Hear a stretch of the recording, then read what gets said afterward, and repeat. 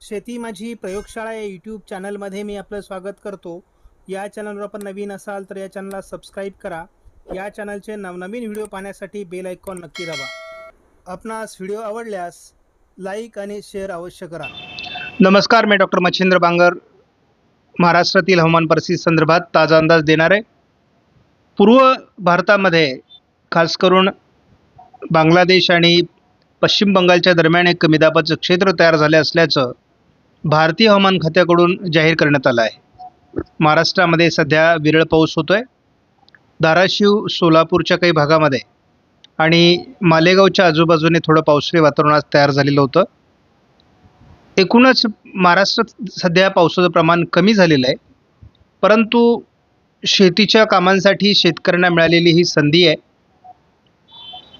आता पाऊस येणार नाही, पाऊस उघडलाय असं समजून शेतकऱ्यांनी शेतीच्या कामात वेळ वाया घालू नये. तातडीने आपली कामं उरकून घ्या, कारण पुढे जवळपास 3-4 दिवस सातत्याने पाऊस पडणार आहे आणि ते दिवस आहेत 9, 10, 11, 12, 13 तारखेच्या दरम्यान. त्यामुळे लवकरात लवकर आपले शेतीची कामं उरकून घ्या. आपण सध्या महाराष्ट्रातील स्थिती बघतो.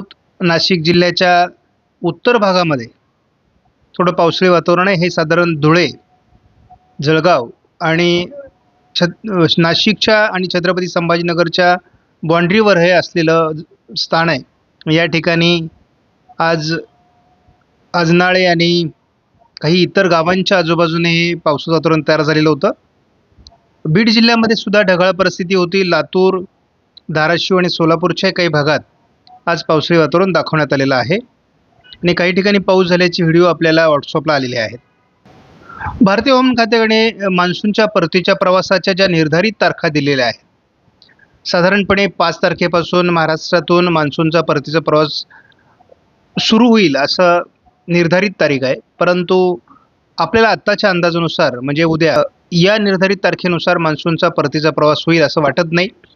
तर ते एक 4-5 दिवसाच्या किंवा 2-3 दिवसाच्या फरकाने तो प्रवास होईल असं दिसतंय. मध्य भारत आणि उत्तर भारताच्या काही भागात पावसाळी वातावरण देखील असल्यामुळे हा मान्सूनचा परतीचा प्रवास होऊ शकलेला नाही. परंतु आता बऱ्यापैकी या ठिकाणचं बाष्प कमी झालं आहे. यदा कदाचित जर पूर्व भारतात तयार झालेल्या कमी दाबाचा प्रभाव उत्तर भारतात सरकला तर मात्र मान्सूनचा परतीचा प्रवास रखडण्याची शक्यता राहील. साधारण आपण असं बघतो की 5, 6 आणि 7 तारखेला GFS मॉडेलनुसार महाराष्ट्रात विरळ पावसाची शक्यता आहे. मराठवाडा, मध्य महाराष्ट्र, उत्तर महाराष्ट्र, कोकण आणि पश्चिम महाराष्ट्राच्या आधी दक्षिणी भागात हा पावसाचा प्रभाव राहू शकतो, अतिशय विरळ स्वरूपामध्ये. आणि काही ठिकाणी केवळ ढगाळ परिस्थिती निर्माण होईल, पावसाचा फारसा जोर नाही. मात्र 8 तारखेला दक्षिण कोकणात थोडं पावसाळी वातावरण असणार आहे. वातावरणात 9 तारखेला बदल होईल. पूर्व विदर्भ, दक्षिण मराठवाडा, दक्षिण कोकण असं पावसाळी वातावरण वाढायला सुरुवात होईल. संपूर्ण विदर्भ, संपूर्ण मराठवाडा, संपूर्ण पश्चिम महाराष्ट्र आणि दक्षिण कोकण या भागात जोरदार पाऊस 10 तारखेला असणार आहे. त्यामुळे तोपर्यंत या भागातील शेतकऱ्यांनी आपली कामं उरकून घेणं आवश्यक आहे. आता हे पावसाचं प्रमाण संपूर्ण महाराष्ट्र व्यापण्याची शक्यता आहे आणि पाऊस हा मेघगर्जनेसह विजांच्या कडकडाटासह जोरदार असणार आहे, वादळी वाऱ्यांसह असणार आहे. त्यामुळे थोडी काळजी घेणं गरजेचं आहे. जोरदार ते अतिजोरदार पाऊस महाराष्ट्रामध्ये, मोठे पाऊस आत्ताच्या अंदाजानुसार 12 तारखेला महाराष्ट्रात मध्य महाराष्ट्र, पश्चिम महाराष्ट्र, मराठवाडा, पश्चिम विदर्भ असं तयार होणार आहे आणि त्यामुळे सर्वांनी काळजी घ्यायची आहे या दरम्यान आणि आपल्या पिकांचं काही नुकसान होणार नाही याची काळजी घ्या. खूप मोठं पावसाळी क्षेत्र मध्य महाराष्ट्र, उत्तर मराठवाडा, पश्चिम महाराष्ट्र असं राहणार आहे. त्यामुळे 13 तारखेला मोठं पावसाळी क्षेत्र महाराष्ट्रात आहे. 14 तारखेला देखील संपूर्ण महाराष्ट्रामध्ये पावसाळी वातावरण आहे. पण या काळात आपण एक वैशिष्ट्य आपण बघतो की मान्सूनचा परतीचा प्रवास हा गुजरात, राजस्थान, मध्य प्रदेश, उत्तर प्रदेश, बिहार पर्यंत झालेला असेल. म्हणजे 14 तारखेपर्यंत बहुतांश राज्यातील पावसाचा माघार झालेली असेल. त्यामुळे हा शेवटचा टप्पा महाराष्ट्रातील पावसाचा आहे. सर्वच मॉडेलने 5, 6, 7 आणि 8 तारखेपर्यंत विशेष पाऊस दाखवलेला नाही.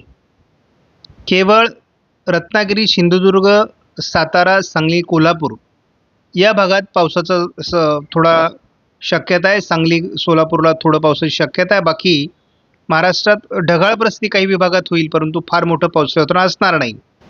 मात्र वातावरणात 9 तारखेपासून बदल होईल. महाराष्ट्राच्या दक्षिणेकडून पावसाचं प्रमाण वाढायला लागेल. हे प्रमाण 10 तारखेलाही महाराष्ट्रात बऱ्याच भागात असेल. 11 तारखेलाही अगदी छत्तीसगड, मध्य प्रदेश, तेलंगणा या सर्वच भागात महाराष्ट्रापर्यंत हे पावसाळी वातावरण राहणार. महाराष्ट्रात पावसाचा जोर हा 12 तारखेलाही असणार. 13 तारखेलाही महाराष्ट्रात पावसाचा प्रभाव राहील. 14 तारखेपर्यंत महाराष्ट्रात पावसाचा प्रभाव आहेच, परंतु गुजरातपर्यंत ढगाळ वातावरण निर्माण होऊ शकतं असा अंदाज आहे. म्हणजे दक्षिण भारतामध्ये अरबी समुद्र आणि बंगालच्या उपसागराच्या दक्षिण टोकाला केरळ, तामिळनाडू आणि कर्नाटकच्या दक्षिणी भागात अतिवृष्टीची शक्यता आहे. त्या पार्श्वभूमीवर महाराष्ट्रात पावसाचं प्रमाण वाढेल. जवळपास 8 तारखेपर्यंत फारसं पावसाळी वातावरण महाराष्ट्रामध्ये नाही आहे. केवळ सोलापूर, सांगली, कोल्हापूर, रत्नागिरी, सिंधुदुर्ग या जिल्ह्यात पावसाची शक्यता आहे. इतरत्र विरळ ढगाळ परिस्थिती, एखाद दुसऱ्या ठिकाणी स्थानिक पाऊस होईल. मात्र 9 तारखेपासून हे प्रमाण महाराष्ट्रात दक्षिणेकडून उत्तरेला सरकण्याची शक्यता आहे. त्यामुळे अगदी संपूर्ण रायगड, रत्नागिरी, सिंधुदुर्ग, पुणे, सातारा, सांगली, कोल्हापूर, सोलापूर, सांगली या भागात पावसाचं प्रमाण वाढेल. त्याचबरोबर गडचिरोली, चंद्रपूर, लातूर, धाराशिव या भागातही पावसाचं प्रमाण वाढायला सुरुवात होईल. 11 तारखेपासून मात्र संपूर्ण महाराष्ट्र पाऊस व्यापणार आहे असे सर्वच मॉडेल दाखवत आहेत. आणि त्याचं प्रमाण उत्तर महाराष्ट्रात अधिक असू शकतं. 12 तारखेला पूर्व विदर्भाकडून पाऊस मागे फिरेल, परंतु मध्य महाराष्ट्र, मराठवाडा, पश्चिम महाराष्ट्र, उत्तर महाराष्ट्र, कोकण असं पावसाळी वातावरण राहणार आहे. 13 तारखेला देखील महाराष्ट्रात विरळ पाऊस कायम असणार आहे.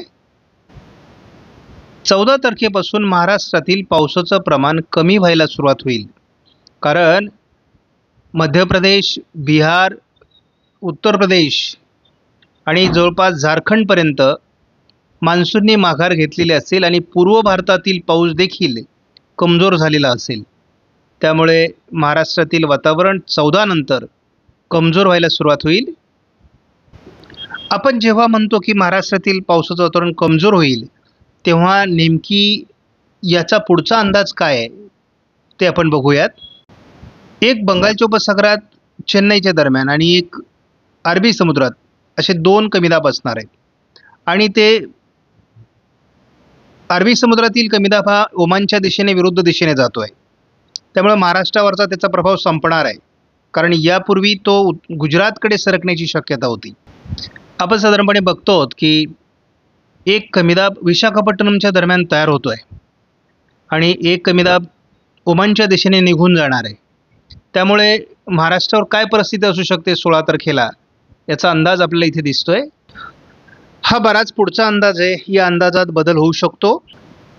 आपण बघतोय महाराष्ट्राच्या खास करून सोलापूर पूर्व आणि लातूर दक्षिणच्या काही भागात पावसास अनुकूल स्थिती अजूनही दाखवली जाते. आपण बघतो की गोव्याच्या दरम्यान एक चक्राकार स्थिती अरबी समुद्रामध्ये आहे आणि एक हलकी चक्राकार स्थिती चेन्नईच्या दरम्यान आहे. मात्र चेन्नईवर असलेली चक्राकार स्थिती दक्षिण भारतावर सरकेल आणि अरबी समुद्रातील चक्राकार स्थिती विरुद्ध दिशेने सरकण्याची शक्यता आहे. तो अंदाज आता बदलतोय. त्यामुळे महाराष्ट्रावरील ही या चक्राकार स्थितीचा प्रभाव कमी होण्याची शक्यता आहे. त्यामुळे साधारण 14 तारखेनंतर महाराष्ट्रातील पावसाचा प्रभाव कमी होईल. परंतु अरबी समुद्रातून एखादं नवीन वातावरण तयार झाल्यास मात्र महाराष्ट्रावर ते परिणाम करू शकतं. थोडक्यात अंदाज सांगतो. वातावरण बदलतंय. उत्तर महाराष्ट्र, कोकण, मध्य महाराष्ट्र, पश्चिम महाराष्ट्र, मराठवाड्याचा पश्चिमी भाग या ठिकाणी पावसाचं प्रमाण वाढणार आहे. परंतु एकूणच सर्व मराठवाड्यात पावसाचा प्रभाव राहू शकतो. मात्र पूर्व विदर्भातील पावसाचं प्रमाण हलकंसं कमी होण्याचा अंदाज निर्माण होतोय. हवामानातला हा बदल आहे. साधारणपणे 5, 6, 7 आणि 8 तारखेला महाराष्ट्रात फार पावसाळी वातावरण राहणार नाही, परंतु सोलापूर, लातूर, धाराशिव, सांगली, सातारा, पुण्याच्या काही दक्षिणी भागात आणि रत्नागिरी, सिंधुदुर्ग या काही जिल्ह्यातच पावसाळी वातावरण राहणार आहे. 9 तारखेला पहिला हवामानातला बदल होईल. यामध्ये अहिल्यानगर, बीड, परभणी, नांदेड, लातूर, सोलापूर, पुणे, सातारा, सांगली, कोल्हापूर, रायगड, रत्नागिरी, सिंधुदुर्ग या जिल्ह्यात पावसाचा जोर वाढणार आहे. 10 तारखेला पावसाचं वातावरण उत्तर महाराष्ट्राकडे जोर पकडणार आहे. त्यामध्ये बीड, अहिल्यानगर, छत्रपती संभाजीनगर, जालना, बुलढाणा, अकोला, जळगाव, दक्षिण, मालेगाव, नाशिक, ठाणे, पालघर, पुणे, सातारा, रत्नागिरी, रायगड, सिंधुदुर्ग, सांगली, पुणे या भागात पावसाचं वातावरण राहणार आहे बीडपर्यंत. यापूर्वी आपण अंदाजात सांगितलं की 10 तारखेला रात्री पश्चिम महाराष्ट्रात आणि दक्षिण मराठवाड्यात जोरदार पाऊस राहील. उत्तर महाराष्ट्रात जोरदार पावसाळी वातावरण 11 तारखेलाही राहण्याची शक्यता असून यामध्ये जळगाव, नंदुरबार, धुळे, अकोला, अमरावती, छत्रपती संभाजीनगर, जालना, बीड, अहिल्यानगर, नाशिकसह पुणे, सातारा, सांगली, कोल्हापूर आणि संपूर्ण कोकणात पावसाची शक्यता आहे. विदर्भाकडे पाऊस थोडा कमी होणार आहे. या काळातही रात्री उशिरा अहिल्यानगर, बीड, लातूर, धाराशिव, सोलापूर, सांगली, सातारा, पुणे पूर्व या भागात पाऊस असणार.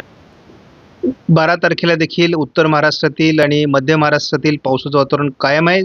कोकणातील पावसाचं वातावरण कायम आहे. पश्चिम महाराष्ट्र, दक्षिण मराठवाड्यातील पावसाचं वातावरण रात्री देखील 12 तारखेचा अंदाज काय. पावसाचा प्रभाव हलकासा कमी होईल 13 तारखेला, परंतु 13 तारखेला देखील उत्तर महाराष्ट्राच्या दिशेने पावसाळी वातावरण आहे. थोडं पश्चिम महाराष्ट्र, मराठवाड्याचा दक्षिणी भाग, विदर्भ असं पावसाळी वातावरण कमी व्हायला सुरुवात होईल. साधारण 14 तारखेपर्यंत हे वातावरण राहील असा अंदाज आहे. पुन्हा 18-19ला नवीन सिस्टम दाखवली जाते, परंतु पुढचे अंदाज बदलतात. त्यामुळे या अंदाजातही थोडाफार बदल होऊ शकतो, परंतु 13 तारखेनंतर मान्सूनच्या परतीच्या प्रवासात गतिमानता निर्माण होईल आणि नैऋत्य मान्सून लवकरच महाराष्ट्रातून निरोप घेईल अशी परिस्थिती आहे. परंतु 9, 10, 11, 12 जवळपास 13 तारखेपर्यंत महाराष्ट्रात जोरदार पाऊस असल्यामुळे शेतकऱ्यांनी आपली कामं उरकून घ्या. आपणास व्हिडिओमधील माहिती महत्त्वपूर्ण वाटल्यास लाईक करा, शेअर करा, चॅनलला सबस्क्राईब करा. धन्यवाद. जय हिंद, जय महाराष्ट्र, जय बळीराजा.